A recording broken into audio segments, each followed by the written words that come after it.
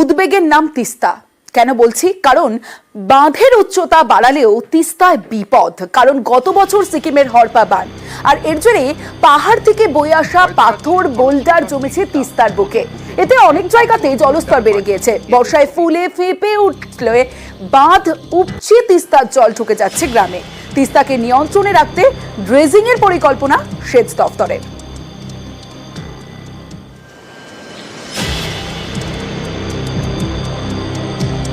ভয় ধরাচ্ছে খরস্রোতা তিস্তা।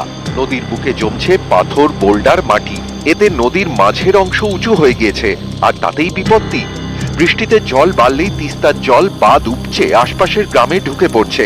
তিস্তাকে নিয়ন্ত্রণে রাখতে এবার তাই ড্রেজিং এর পরিকল্পনা সেচ দপ্তরের। এটা করতে পারলে নদীগুলোকে কন্ট্রোলে আমাদের না হলে তো কন্ট্রোল করতে পারছি না। আমি আমার বাঁধটাকে কত উঁচু করবো?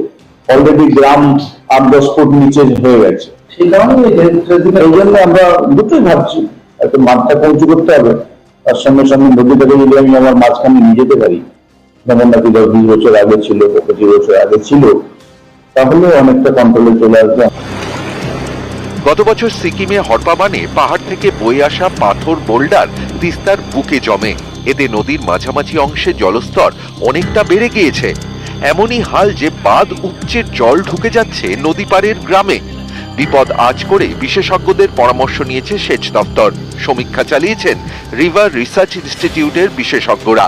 তাতে দেখা গিয়েছে নুড়ি পাথর জমে জমে তিস্তার জলস্তর বেড়ে গিয়েছে। কোথাও 8 ফুট তো কোথাও আবার 10 ফুট। এই অবস্থায় অল্প বৃষ্টিতেই নদী বাঁধ উপচে তিস্তার জল ঢুকে যাচ্ছে গ্রামে। এতে সবচেয়ে বেশি বিপদের আশঙ্কা সেবক থেকে মেকলিগঞ্জ পর্যন্ত নদী পাড়ের বাসিন্দাদের। বিপদের গন্ধ পাচ্ছেন জলপাইগুড়ির লালটং বস্তি, টোটোগাঁও, মিলনপল্লী, বীরেন বস্তি, দক্ষিণ চ্যাংরামারির বাসিন্দারা। কারণ কোনোভাবে নদী গতিপথ পরিবর্তন করলে ভেসে যেতে পারে গ্রামের পর গ্রাম। 25 বছর আগে যে তিস্তা ছিল, তার থেকে এখন মনে হচ্ছে তিস্তা উঁচু হয়ে গেছে।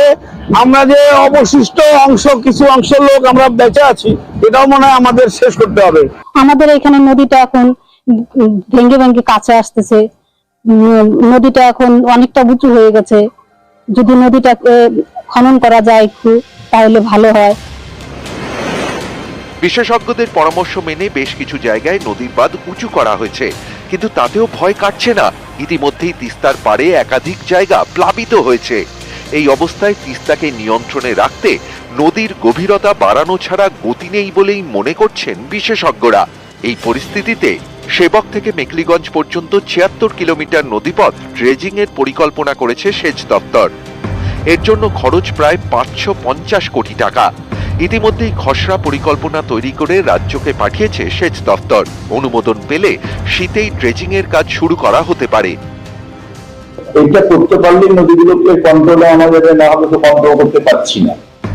স্টেট তো আলটিমেটলি সেন্ট্রাল কাছে যদি ফান্ডের জন্য বা এটা প্রজেক্ট স্যাংশনের জন্য যদি অ্যাপ্রুভালের জন্য যদি পাঠায়, আমি নিশ্চয়ই আমার দিক থেকেও আমার চেষ্টা জারি থাকবে, একদম চেষ্টা জারি থাকবে, এবং আমার তো বিশ্বাস যে অনেকটাই করা যাবে।